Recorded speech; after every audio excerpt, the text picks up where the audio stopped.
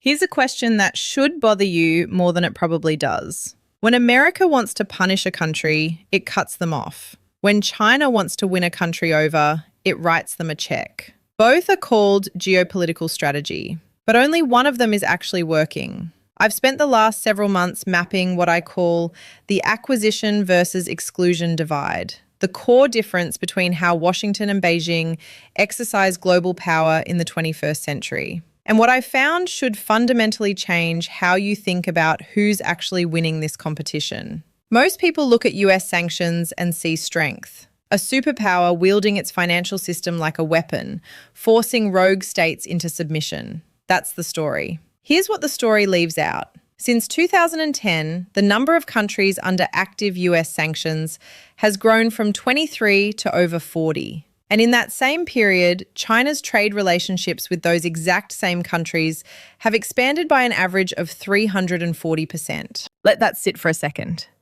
America excludes, China enters. America punishes, China profits. And we're treating this like America is winning. I want to walk you through three forces that explain exactly how this dynamic works, why it's accelerating, and what it means for the global order most people assume is still America-led. Because here's the uncomfortable truth. The assumptions haven't caught up with the reality on the ground. The first force is what I call sanctions as a gift. And I mean that almost literally. When Washington places sanctions on a country, it doesn't just hurt that country. It creates a vacuum. Supply chains get rerouted. Dollar-denominated contracts collapse. Local governments scramble for alternative partners. And for 2 decades, China has been the partner waiting at the back door with a contract already drafted. Look at Iran. US sanctions on Tehran have been among the most comprehensive in modern history. Since the reimposition of maximum pressure sanctions in 2018, Iran's oil exports to China have actually increased. By 2023, China was absorbing approximately 1.5 million barrels of Iranian oil per day, deeply discounted, completely outside the dollar system, completely invisible to Western financial tracking. Iran needed a buyer. China needed cheap energy. The sanction didn't punish Iran as much as it subsidized China's industrial base. Now zoom out and apply that logic to Russia after February 2022. The Western sanctions package was described as the most severe economic response in history. And by traditional metrics, it was. Russia was cut off from SWIFT. Its central bank reserves, $643 billion worth, were frozen. Western companies fled almost overnight. This was supposed to be the definitive demonstration of dollar power. Here's what matters more than the headline. Within 18 months, Russia had rerouted 65% of its international trade toward Asia. China became Russia's largest trading partner almost immediately. Bilateral trade between Moscow and Beijing hit a record $240 billion in 2023. Russian oil, gas, and commodities flooded into China at discounts that ranged from 20 to 35% below market price. Again, America sanctions, China buys, China wins. A senior energy analyst I spoke to, someone who's briefed multiple governments on commodity flows, told me something I haven't been able to stop thinking about. He said, every time Washington announces a new sanctions package, there's a team in Beijing calculating exactly how to monetize it. That's not cynicism, that's strategy. And here's what the mainstream analysis completely gets wrong about this. They look at sanctions as bilateral, America versus the target country. But China has turned every sanctions regime into a trilateral play. America excludes a country. That country needs China more. China gains leverage, resources, and a loyal trade partner, all while presenting itself to the global south as the alternative to Western coercion. The numbers on this are striking. Of the 40-plus countries currently under US sanctions, China has active infrastructure investment projects in 31 of them. 31. That's not coincidence, that's a doctrine. Stay with me because what comes next is the second force. And this one operates at a level most Western analysts never even look at. It's not just what China buys, it's how they structure the purchase. And that's where the real architecture of the new global order is being quietly built. So here's the second force at work, and this one is more sophisticated than anything happening at the sanctions level. If sanctions as a gift explains why China enters these markets, the second force explains how they lock in what they've entered. I call it the infrastructure trap. And once you see it, you'll understand why so many countries that started as Chinese partners are now finding it almost impossible to walk away. Let me show you the numbers that matter here. Since 2013, China's Belt and Road Initiative has committed over $1 trillion in infrastructure financing across more than 140 countries. Ports, railways, highways, power plants, fibre optic networks. The Western framing of this has almost always been debt trap diplomacy. China lends money, countries can't repay, China seizes assets. That framing isn't entirely wrong, but it's dangerously incomplete because it misses the more powerful mechanism underneath. The real trap isn't debt, it's dependency architecture.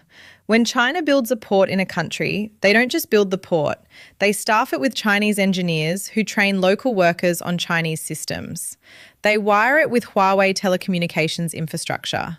They connect it to shipping routes serviced by Costco, China's state-owned shipping giant. They finance it through Chinese state banks with contracts written under Chinese legal jurisdiction.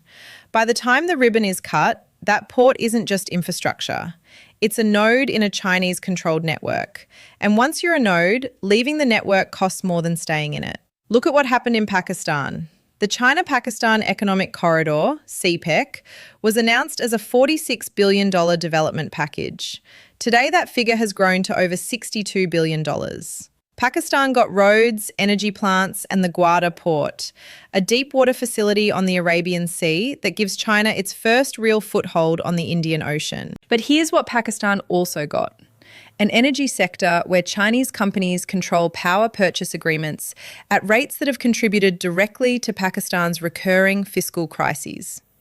The country is now in a position where renegotiating with China risks losing the power infrastructure keeping its cities lit.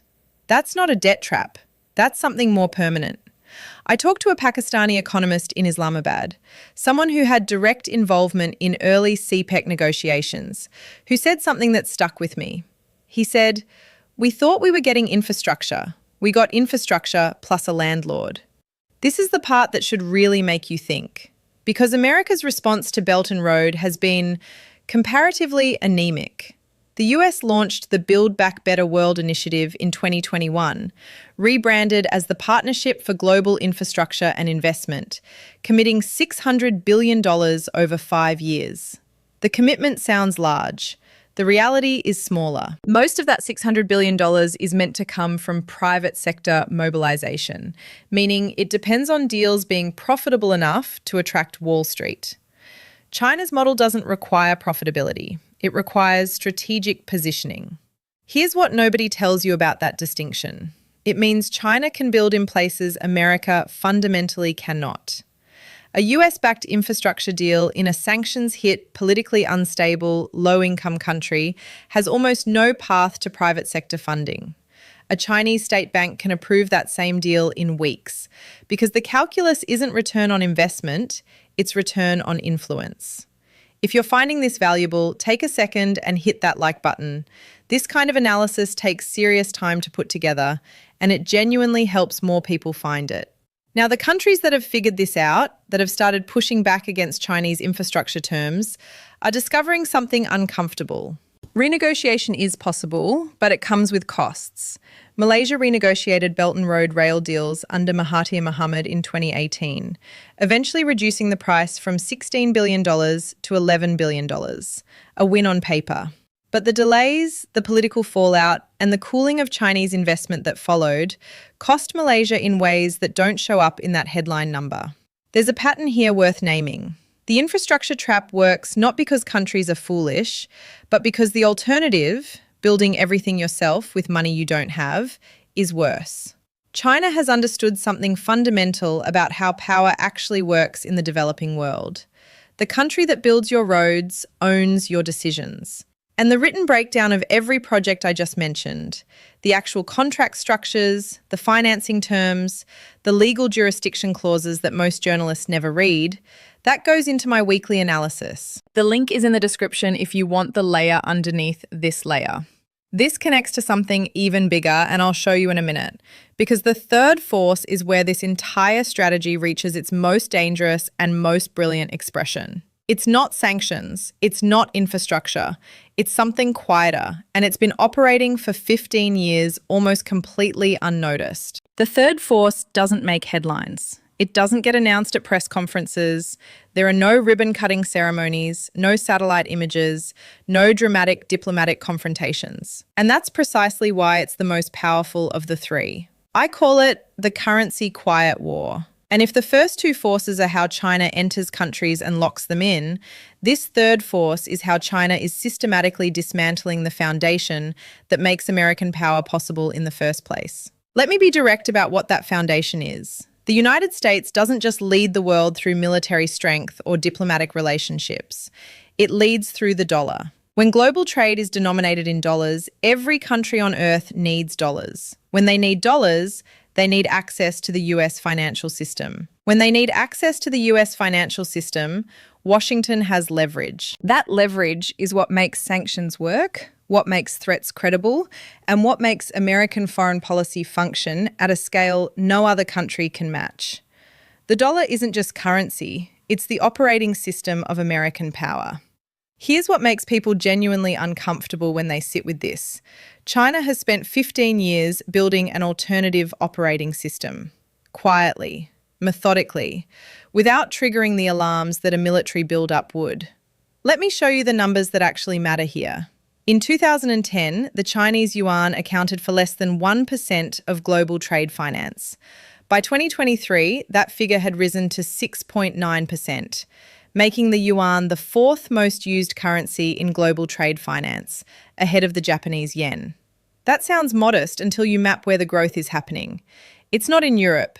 It's not in North America. It's in exactly the countries that are under US sanctions, dependent on Chinese infrastructure, and actively looking for alternatives to dollar exposure.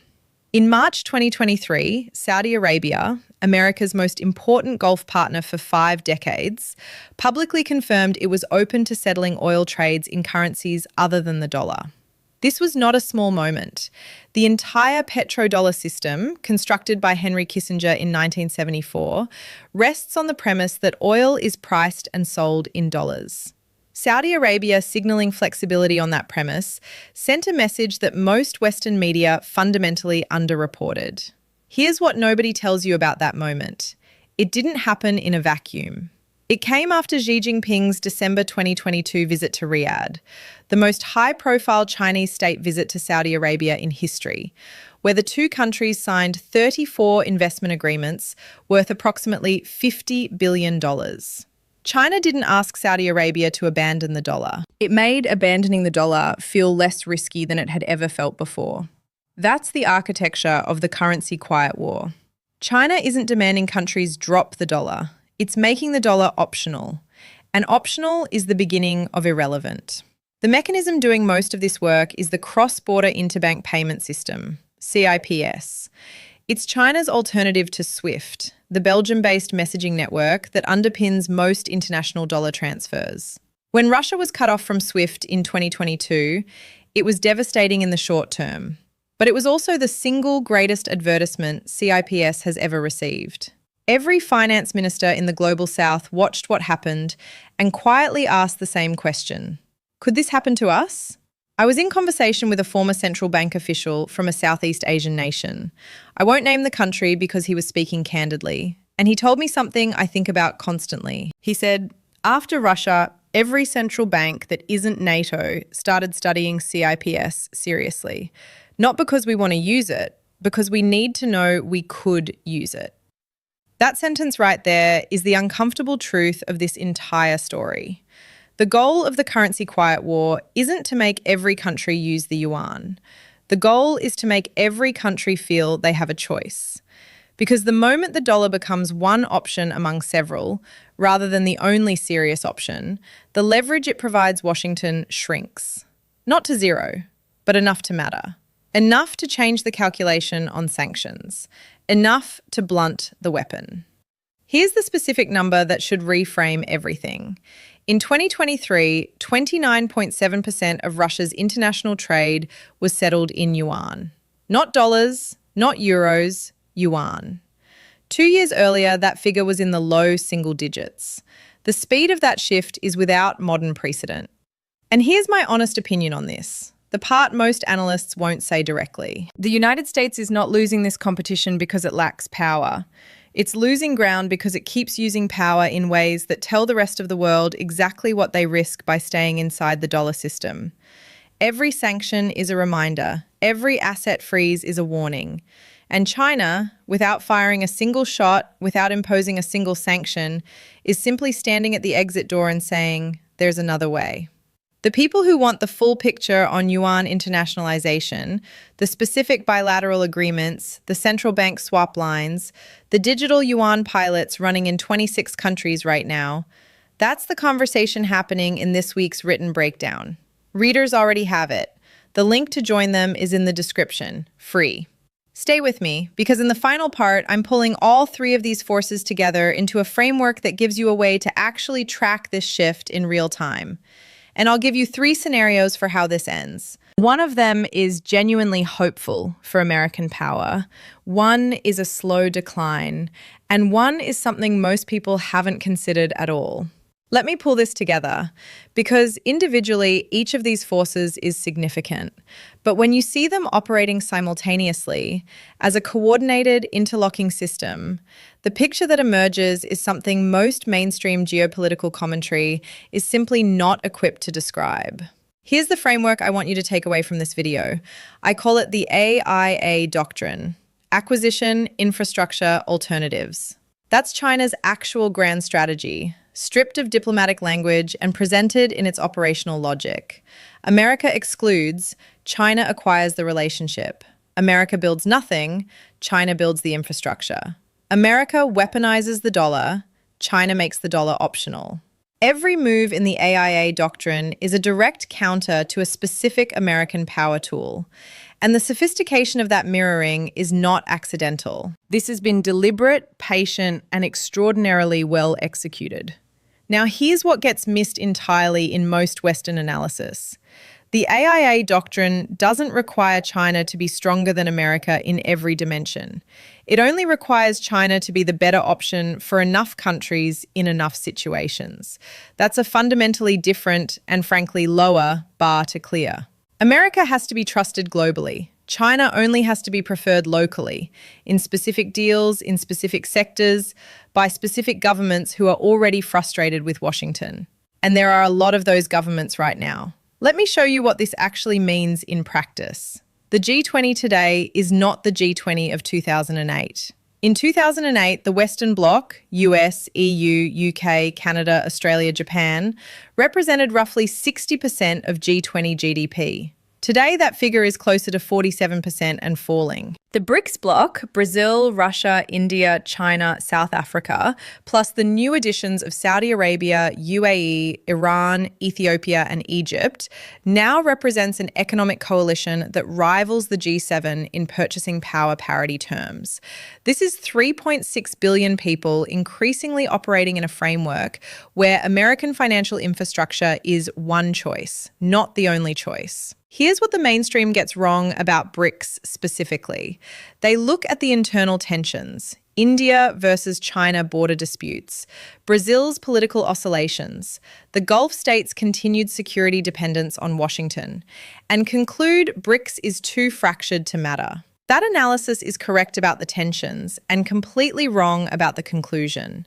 BRICS doesn't need to be unified to be effective. It only needs to provide enough cover for individual members to reduce dollar dependence without feeling isolated. That cover now exists. That's what changed. A senior economist I spoke to, someone who advises sovereign wealth funds across 3 continents, put it to me this way, off the record. The question used to be whether countries could afford to reduce dollar exposure. Now the question is whether they can afford not to start. So let me give you the three scenarios, because this isn't predetermined and anyone telling you it is, in either direction, is selling you certainty they don't have. Scenario 1, American adaptation. Washington recognizes the pattern, dramatically scales back sanctions overuse, rebuilds credibility with the Global South through genuine infrastructure investment, and reforms the dollar system to make it less coercive and more collaborative. In this scenario, the dollar remains dominant but shares space with regional currencies in a managed multipolar system. American power doesn't collapse, it evolves. This is possible. It requires political will that currently doesn't exist in Washington, but it's possible. Scenario 2, managed decline. The current trajectory continues. Sanctions keep proliferating. Infrastructure investment stays underfunded. Dollar weaponization accelerates. The AIA doctrine keeps running.